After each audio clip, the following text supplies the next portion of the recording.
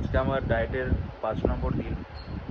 তো এই কয়দিন তোমাদের সাথে শেয়ার করলাম আমার রাতের ডিনারগুলো। আজকে কি খাচ্ছি সেটা তোমাদের দেখাচ্ছি, চলো দেখে নিই।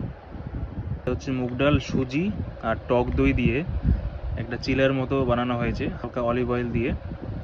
এটা কিন্তু একটা নারকেলের চাটনি, নারকেল আর ধনেপাতার চাটনি, একদম তেল ছাড়া।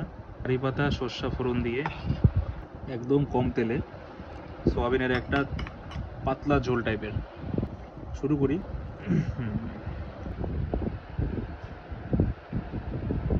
অনেকেই জানতে চায় যে রাত্রেবেলা আমরা কি খাবো, বা যারা ওয়েট লস করতে যাচ্ছ তারা কি কি অপশন খুঁজে পায় না। তো আমি প্রতিদিন চেষ্টা করছি যে কি কি খাচ্ছি, নিউ নিউ আইটেম, তো সেগুলো তোমাদের সামনে তুলে ধরার।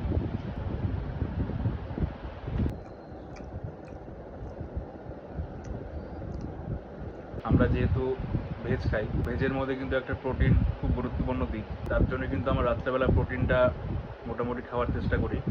আলাদা আলাদা ভ্যারাইটি থাকলে এক এক দিন একটা খাওয়া যায়।